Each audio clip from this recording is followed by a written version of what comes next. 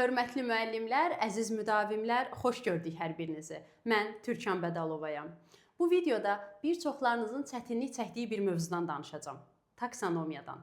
Bəli, taksonomiyadan mütləq ki imtahana sual düşür. Narahat olmayın, çox sadə şəkildə izah edəcəm. Videonun sonunda çox da gözəl öyrənmiş olacaqsınız. Gəlin əvvəlcə taksonomiyanın nə olduğunu bir başa düşək. Taksonomiya haqqında qısaca məlumat verim. Daha sonra bir mərhələlər haqqında danışacağıq. Taksonomiya Bloom'un adı ilə bağlıdır. Bloom deyir ki, biz şagirdləri sadədən mürəkkəbə doğru öyrətməliyik. Asandan çətinə doğru öyrətməliyik. Aşağıdan yuxarıya doğru öyrətməliyik. Yəni Bloom deyir ki, biz şagirdlərə birdən-birə deyə bilmərik ki, ay şagird, sən gəl, filan şeyi tətbiq et, filan misalı, məsələni gəl həll et. Deyir, bunu deyə bilmərik. Şagird əvvəlcə onu bilməlidir.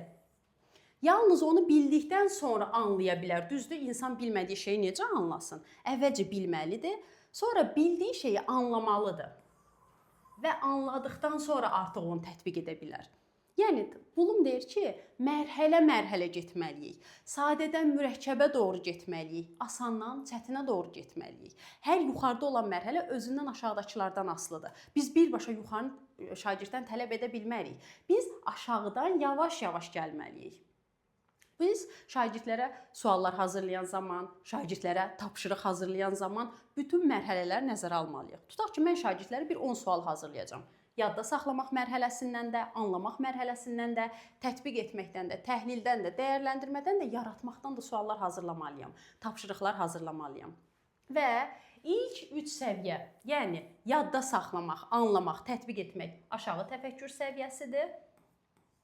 Sonrakı 3 səviyyə, yəni təhlil etmək, dəyərləndirmək, yaratmaq yuxarı təfəkkür səviyyəsidir.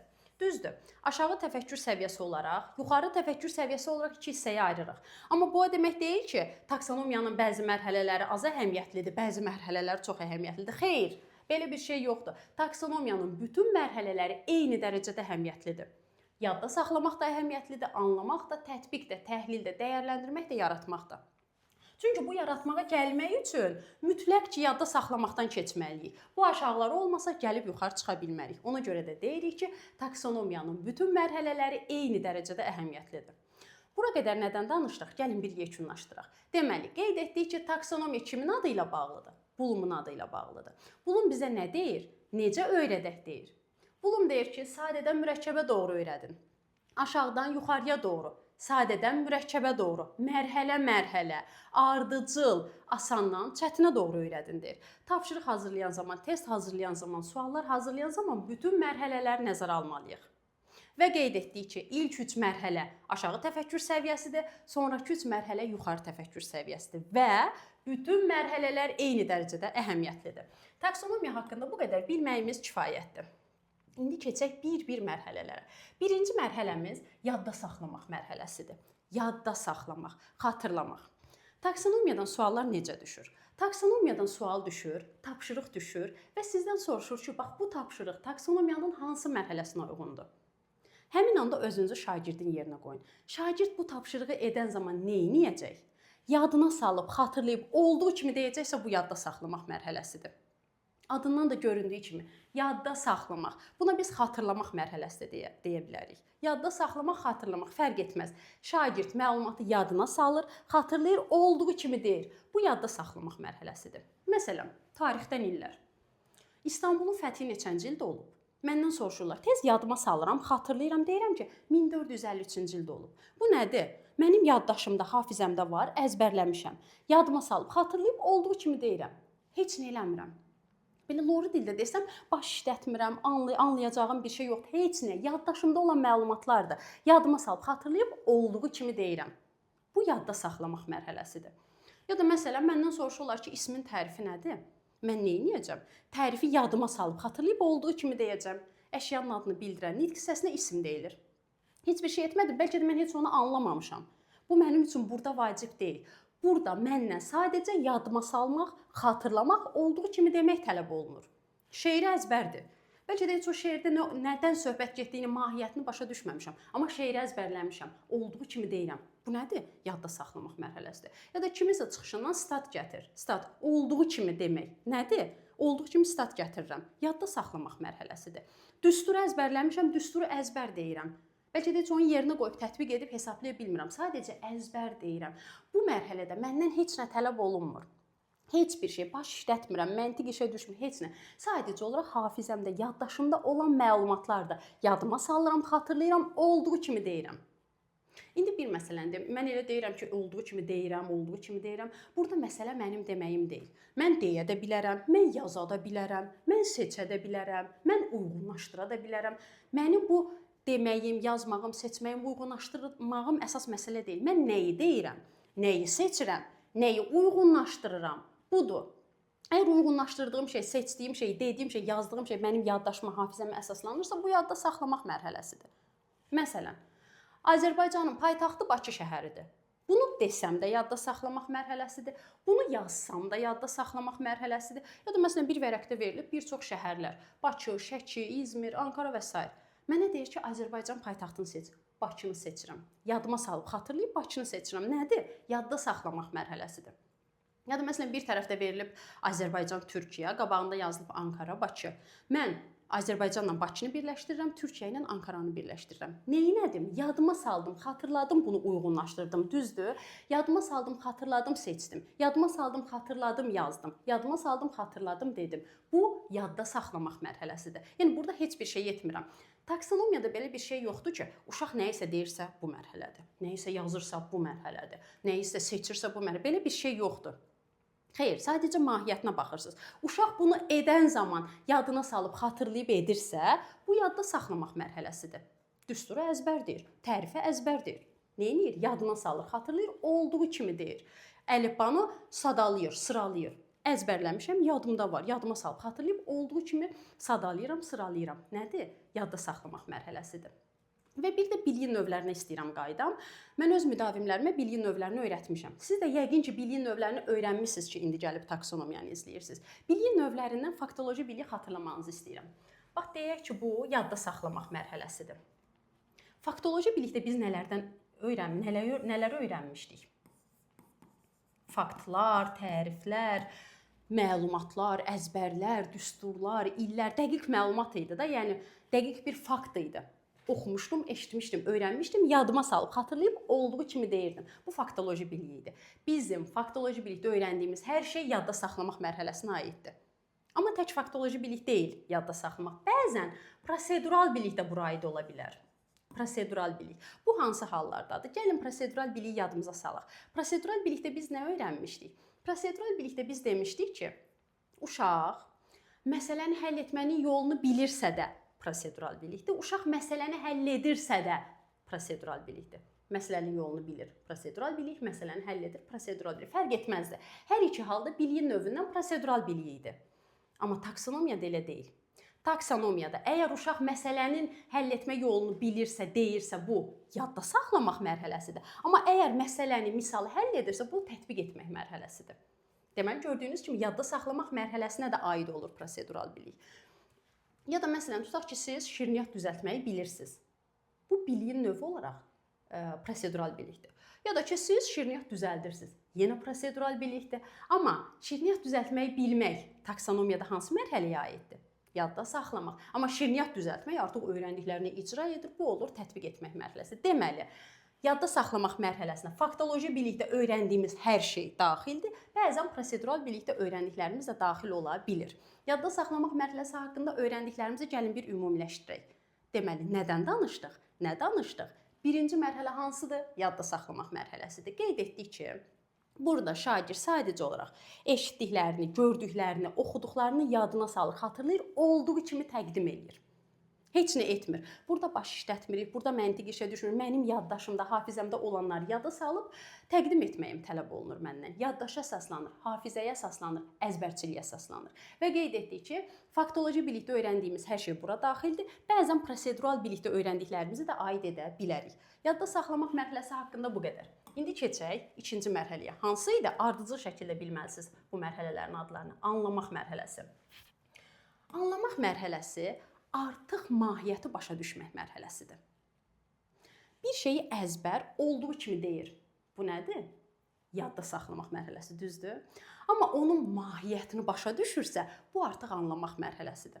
Burada artıq şagird anlayır, başa düşür, dərk eləyir, ümumiləşdirir, öz sözləri ilə izah eləyir, qruplaşdırır, təsnif eləyir, səbəbini izah eləyir, səbəb-nəticə əlaqələrini müəyyənləşdirir. Anlamaq mərhələsidir. Yəni şagird bir şeyi anlayır ki, onu ümumiləşdirə bilir. Bir var ki, açdınız kitabdan, taksonomiyanı oxudunuz, olduğu kimi əzbər danışırsınız. Bu nədir? Yəni müdavim olduğu kimi, mənim göndərdiyim PDF-i mənə olduğu kimi əzbər danışdıqda bilirəm ki, sadəcə əzbərləyib. Əzbərləyib olduğu kimi, mənim ötürdüyümü mənə olduğu kimi ötürür. Əzbərləyib, yadda saxlamaq mərhələsidir. Amma müdavim mənim göndərdiyim materialı öz sözləri ilə danışdıqda, onu ümumiləşdirdikdə, ona nümunələr gətirdə, başa düşürəm ki, aha, bu müdavim artıq anlayıb. Desəm ki, taksonomiyanın hər mərhələsinə bir nümunə gətirin. Əgər anlamısınızsa, nümunə gətirə biləcəksiniz. Anlamamısınızsa, nümunə gətirə bilməyəcəksiniz. Desəm ki, taksonomiyanı ümumiləşdirib öz sözlərinizlə danışın. Anlamısınızsa, öz sözlərinizlə danışa biləcəksiniz. Anlamamısınızsa, edə bilməyəcəksiniz. Yəni, bu, dərk etməkdir, mahiyyəti başa düşməkdir. Tutaq ki, uşaq mətni oxuyur, mətnin ideyasını müəyyənləşdirir. Yəni, o mətni anlayıb ki, onun ideyasını müəyyənləşdirir, düzdür? Anlamaq mərhələsidir. Ya da bir şeyin səbəbini izah edir. Onu anlayıb ki, səbəbini öz sözləri ilə izah edir, düzdür? Anlamaq mərhələsində artıq yadda saxlamaqda nə dedik? Baş işlətmirik. Yaddaşımızda, hafizəmizdə olanları deyirik. Anlamaq mərhələsində artıq baş işləyir. Artıq məntiqi təfəkkür işə düşür. Məntiq işləyir, məntiqi təfəkkür işə düşür. Mahiyyətini başa düşürsən sən anlamaq mərhələsində. Və anlamaq mərhələsində bir vacib məsələ var, onu demək istəyirəm. Anlamaq mərhələsində əvvəl belə idi ki, biz uşağa düsturu verirdik. Deyirdik ki, get hesabla. Uşaq verdiyim bu düstura əsasən, misalı, məsələni həll edirdi. Tətbiq etmək mərhələsi idi. Ya da mən uşağa düsturu vermirəm, deyirəm ki, get hesabla, yenə də tətbiq etmək idi. Amma son dövrlərdə bu dəyişib. Artıq qayda belə deyil. Artıq belədir ki, mən uşağa düsturu verirəmsə, mənim verdiyim düstura əsasən hesablayırsa, bu anlamaq mərhələsidir. Yox, əgər mən düsturu əvvəlcədən öyrətmişəm, indi gəlib öyrəndiklərindən istifadə edərək özü qərar verəcək ki, hansı düsturla nəyi hesablasın, bu tətbiq etmək mərhələsi olur. Bir daha deyirəm, mən uşağa nəsə vermişəm, bir düstur vermişəm, bir ipucu vermişəm, sxem, cədvəl, bir nümunə, bir istiqamət vermişəm, nəsə vermişəm və bu işi elə deyirəmsə, bu anlamaq mərhələsi olur. Amma yox, uşaq öyrənib, mən öyrətmişəm, indi öyrəndiklərindən istifadə edib, özü qərar verəcək ki, nəyi necə etsin, bu tətbiq etmək mərhələsi olur. Məsələn, mən sizə tutaq ki, taksonomiya ilə bağlı 10 qayda öyrətmişəm. Qaydanı öyrəndiniz. İndi sizə test verirəm. Deyirəm ki, bax, bu testi işləyin. Öyrəndiyiniz qaydalardan istifadə edərək o testi işləyəcəksiniz. Hansı testi, hansı qayda ilə işləyəcəyinizə siz özünüz qərar verəcəksiniz. Bu, tətbiq etmək mərhələsidir. Birazdan tətbiq etmədən daha ətraflı danışacağam. Amma bir də var ki, mən sizə desəm ki, bax, sırf bu testi bu qayda ilə eləyin. Bu testi bu qayda ilə elə. Artıq əlimdə bir qayda var. Mən bilirəm ki, bunu bu qayda ilə etməliyəm. Bu, anlamaq mərhələsidir.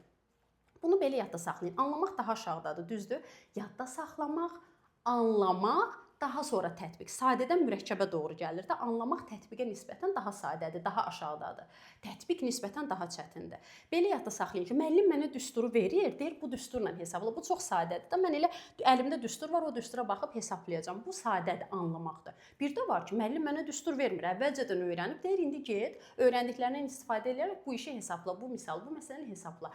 Bu tətbiqdir, bu daha çətindir.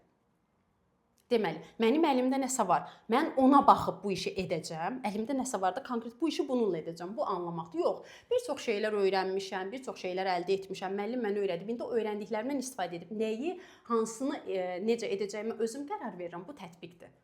Riyaziyyatda 10 düstur öyrətmişəm. İndi vermişəm testi qabağına, deyirəm ki, buyurun, öyrəndiklərinizdən istifadə edib bu testi, misalı, məsələni həll edin, 10 testi işləyin. Şagird nə edir? Öyrəndiklərindən istifadə edir, hansını hansı düsturla edəcəyinə özü qərar verir. Bu tətbiqdir.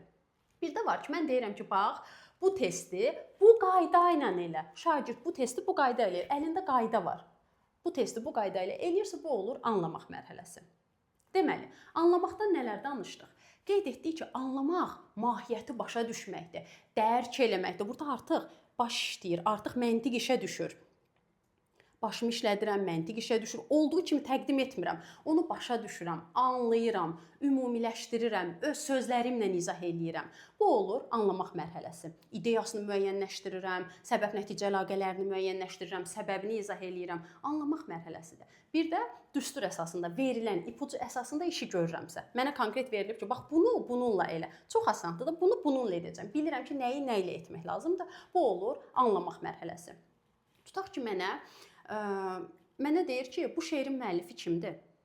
Dəqiq məlumat da düzdür, yadıma salıb xatırlayıb deyirəm ki, bu şeirin müəllifi filan kəsdir. Mənə deyir ki, bu şeirdən nə başa düşdün? Bir öz sözlərinləndir. Mən öz sözlərimlə deyirəm. Bu artıq olur nə? Anlamışamsa öz sözlərimlə deyəcəm, anlamamışamsa deyə bilməyəcəm. Bu olur anlamaq mərhələsi. Filan şeyin səbəbini izah et. Mən anlamışamsa onun səbəbini izah edəcəm, anlamamışamsa səbəbini öz sözlərimlə izah edə bilməyəcəm. Bu mərhələ mahiyyəti anlamaq mərhələsidir və əsas yadımızda saxlayacağımız məqamda odur ki, verilən düstur, ipucu, dəstək, istiqamət nümunə əsasında edirəmsə anlamaqdır. Yox, öyrənmişəm, öyrədilib, indi nəyi nə ilə edəcəyimə özüm qərar verirəmsə tətbiq. Elə tətbiq demişkən danışaq, tətbiq etmək mərhələsindən.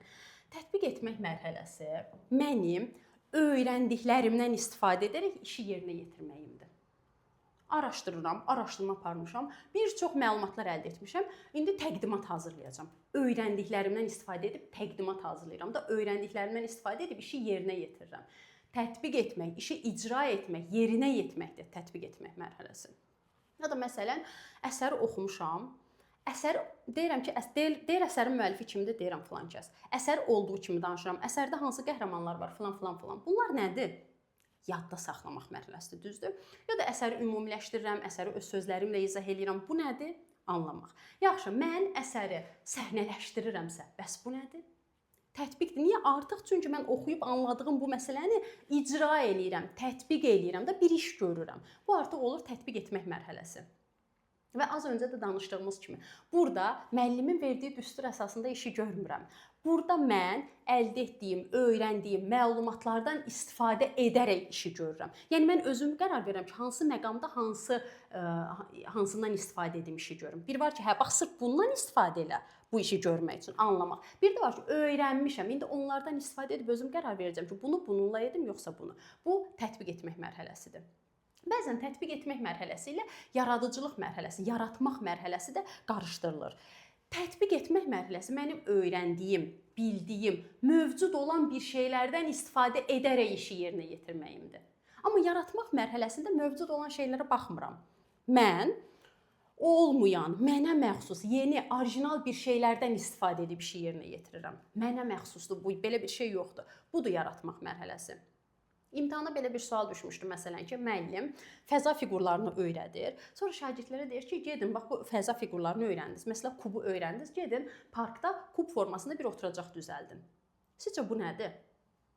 Tətbiq etmək mərhələsi də əlbəttə ki, niyə? Uşaq öyrənir, öyrəndiklərdən istifadə edərək işi yerinə yetirir. Mövcud olan bir şeylərdən istifadə edərək işi yerinə yetirir. Tətbiqdir. Bir də var ki, şagirdin sırf özünə məxsus, yeni, orijinal bir şeylərdən istifadə edərək, mən bu yoxdur, belə bir şey yoxdur, bunu mən yaradıram. Yeni bir şeydir, orijinal bir şeydir, mövcud olan bir şey deyil. Bundan istifadə edərək mən bir işi yerinə yetirirəm. Bu əlbəttə ki, olur artıq yaradıcılıq mərhələsi, yaratmaq mərhələsi. Yaratmaqdan birazdan daha ətraflı danışacağıq. Deməli, tətbiq etməkdə nə danışdıq?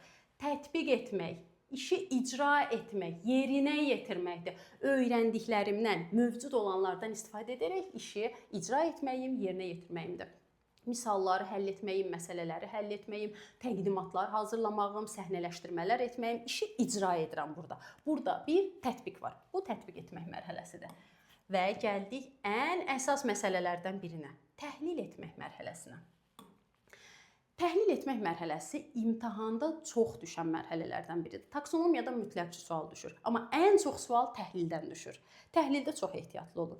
Təhlil etmək, analiz etmək, hissələrə ayırmaq, birini önə çıxarmaq. Gəlin bir-bir danışaq. Birinci məsələ nədir təhlil etməkdə? Birinci məsələ başqasının mövqeyini müəyyənləşdirməkdir. Məsələn, uşaq əsəri oxuyur, müəllifin mövqeyini müəyyənləşdirir. Müəllif kimdir? Başqasıdır, düzdür? Başqasının mövqeyini müəyyənləşdirir. Bu təhlil etmək mərhələsidir.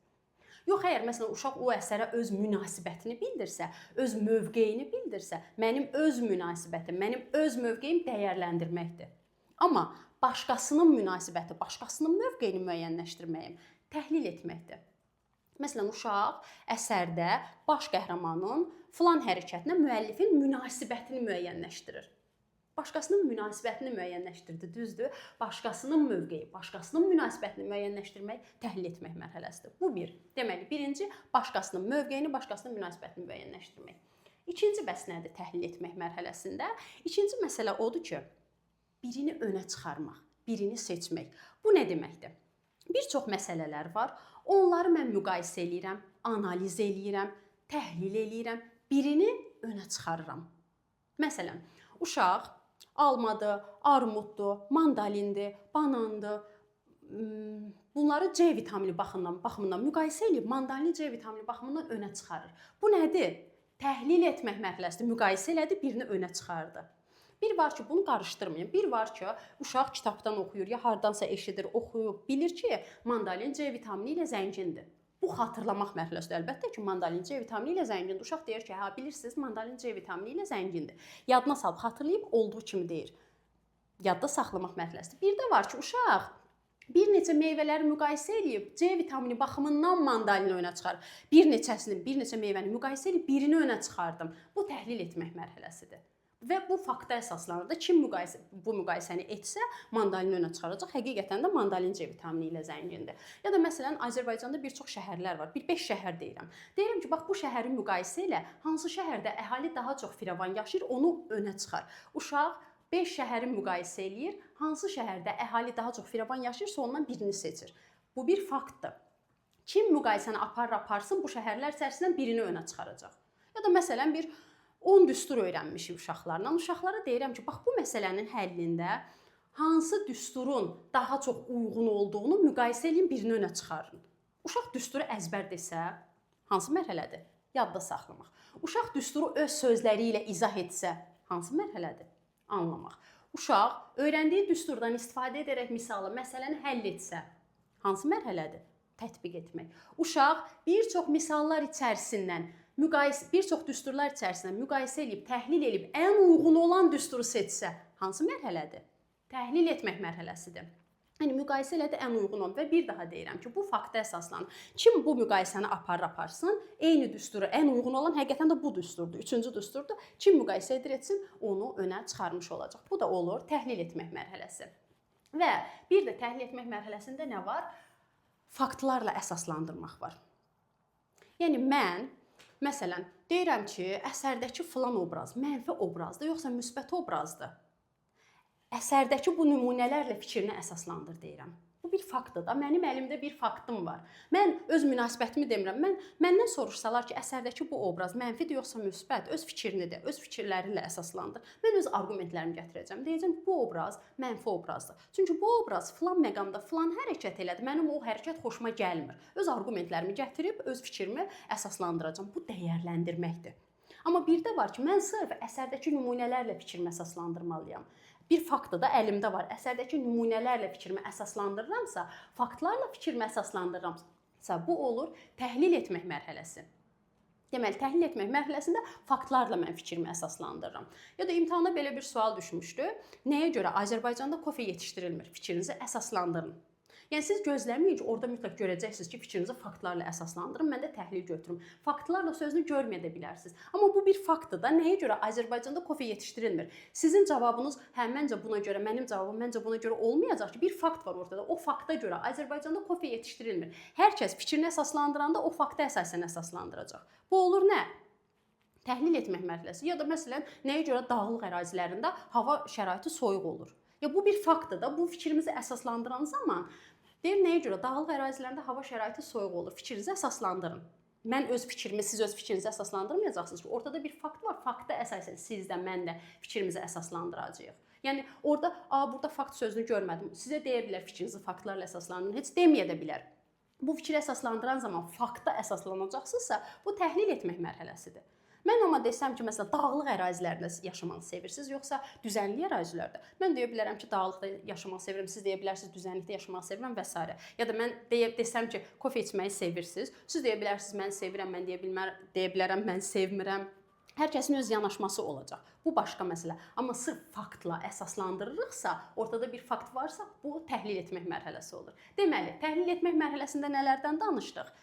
Başqasının mövqeyini müəyyənləşdirirəmsə təhlil etməkdir. Öz mövqeyimi müəyyənləşdirirəm, öz münasibətimi bildirirəmsə dəyərləndirməkdir. Müqayisə edib, hissələrə ayırıb, təhlil edib, birini önə çıxarıramsa təhlil etməkdir. Fikrimi faktlarla əsaslandırıramsa təhlil etmək mərhələsidir. İndi danışaq dəyərləndirmək mərhələsindən. Dəyərləndirmək mərhələsi haqqında yəqin artıq bir təsəvvür formalaşdı sizdə. Bəli, dəyərləndirmək mənim şəxsi yanaşmamdır, şəxsi münasibətimdir, şəxsi dəyərləndirməyimdir. Məsələn, sizdən soruşuram ki, sizcə onlayn dərsin effekti olur? Biri deyəcək ki, bəli, onlayn dərs mənim üçün effektlidir. Biri deyəcək, yox, onlayn dərs mənim üçün effektli deyil. Yəni, yanaşmalar fərqlidir, münasibətlər fərqlidir. Bu olur dəyərləndirmək. Yox, hər kəs fakta əsasən eyni nəticəyə gəlirsə bu təhlildir. Amma yanaşmalar fərqlidir. Hər kəsin öz zövqü var, hər kəsin öz istəyi var, öz münasibəti var, öz yanaşması var. Ona görə də yanaşmalar, münasibətlər fərqli olur. Mən deyirəm ki, məsələn, əsərdəki bu obraza öz münasibətini bildir. Bu obraza hər kəsin münasibəti fərqlidir. Sizin münasibətiniz fərqli olacaq, mənim münasibətim fərqli olacaq. Bir var ki, məsələn, uşağın 5 gödəkcəsi var. Mən deyirəm ki, hansı daha istidir? Müqayisə ilə birini önə çıxarır. Uşaq gödəkçələri bir-bir müqayisə ilə birini önə çıxarır. Hansıdır bu? Hansı mərhələyə uyğun gəlir? Təhlil etmək mərhələsi. Bir də var ki, mən uşağa soruşuram, bu gödəkçələrdən hansını daha çox sevirsən? Burada artıq fərqli cavablar. Bir uşaq ya bunu deyəcək, ya o birisini deyəcək. Yəni cavablar fərqlidirsə, yanaşmalar fərqlidir. Hər kəsin öz cavabı var. Hər kəsin öz zövqü, öz istəyi, öz yanaşması, öz münasibəti var. Bu dəyərləndirmək mərhələsidir. Cavab şəxsdən şəxsə dəyişir. Hər kəs öz arqumentlərini gətirir. Bu olur dəyərləndirmək mərhələsi. Bəs yaratmaq mərhələsi nədir? Yaratmaq mərhələsi burada artıq yenilik ortaya qoyuruq. Yeni bir şey ortaya qoyuruq. Tətbiq etməklə dediyim kimi yaratmaq biraz qarışdırılır. Tətbiq etmək mövcud olanlardan istifadə edib mən bir plan qururam, problemi həll edirəm. Yaratmaq isə olmayan, mənə məxsus bir şeylə mən bu işi edirəm, bu planı qururam, bu işi yerinə yetirirəm. Məsələn, tutaq ki, siz şirniyyat düzəltmək istəyirsiniz. Evdə olan resept kitabına ya da ki, internetdən bir reseptlərə baxırsınız, mövcud olan bir şeylərdən, öyrəndiklərinizdən istifadə edib bir şey düzəldirsiniz. Nədir? Tətbiqdir. Bir də var ki, belə bir şey yoxdur. Bu reseptdə mən özüm, öz yeniliyimi ortaya qoyuram. Belə bir resept heç yerdə görməmişəm. Bu mənə məxsusdur, mənim yeniliyimdir. Mövcud deyil, mənim yeniliyimdir. Bax, bu yaratmaq mərhələsidir. Ya da məsələn, uşaqların dərsə gecikməsinin qarşısını almaq üçün bu günə qədər istifadə olunmayan yeni bir təkliflər planı hazırlayın. Hansı ki, bu günə qədər belə bir təklif olmayıb, olan bir şeylərdən istifadə etmirəm, yeni, orijinal, mənə məxsus bir təkliflər planı hazırlayıram. Bu, yaratmaq mərhələsidir. Ya da məsələn, tutaq ki, müəllim oxu strategiyalar var, bir çox oxu strategiyalar var. Metodik vəsaitdən öyrənib, öyrəndiyi bu oxu strategiyalarını sinifdə tətbiq edir. Bu nədir? Mövcud olan bir şeyi, öyrəndiyi bir şeyi tətbiq edir. Tətbiq etmək mərhələsidir. Bir də var ki, özündən yeni, orijinal oxu strategiyalar yaradır. Belə bir şey metodik vəsaitdə yoxdur. Heç kimdə görməyib, heç kimdə yoxdur. Bu, mənə məxsusdur, yenidir, orijinaldır. Bunu mən yaratmışam, olmayan bir şey yaratmışam. Bu artıq yaratmaq mərhələsidir. Deməli, yaratmaq mərhələsindəki məsələ odur ki, mən yeni, orijinal olmayan bir şey ortaya qoyuram. Məsələn, ana mövzusunda esse yaz. Bu mənim yaradıcılığımdır. Mənim. Mən desəm ki, məsələn, filankəsin ana əsərini səhnələşdir, canlandır. Bu tətbiq etməkdir. Var, mövcuddur, onu səhnələşdirir, işi icra edir, tətbiq. Amma mən deyirəm ki, ana mövzusunda esse yaz. Öz yaradıcılığıma, öz beynimin məhsulunu artıq ortaya qoyacağam. Bu olur yaratmaq mərhələsi. Deməli, əziz müdavimlər, suala diqqət edin. Sualda şagird nə edəcək ona baxın. Şagird yadına salıb xatırlayıb mı deyəcək? Yoxsa şagird anlamalıdırmı? Yoxsa şagird öyrəndiklərindən istifadə edib işi icra edir? Yoxsa şagird hissələrə bölür, birini önə çıxarır, ya başqasının mövqeyini müəyyənləşdirir? Yoxsa şagird öz münasibətini bildirir? Yoxsa şagird yeni bir şeymi ortaya qoyur? Hər zaman baxın ki, şagird burada nə edəcək? Ümid edirəm ki, bu mövzu sizin üçün aydın oldu. İzlədiyiniz üçün çox təşəkkür edirəm. Sizdən xahişim, ətrafınızda MİQ və sertifikasiya imtahanına hazırlaşan dostlarınızla bu videoları paylaşmağınızdır. Bu həm onlara kömək olar, həm bizə dəstək olar və sıfırdan başlayan qruplarımıza qoşulmağınız üçün də aşağıda qeyd olunan nömrələrlə əlaqə saxlaya bilərsiniz. Hər birinizə təşəkkür edirəm. Allah yolunuzu açıq etsin.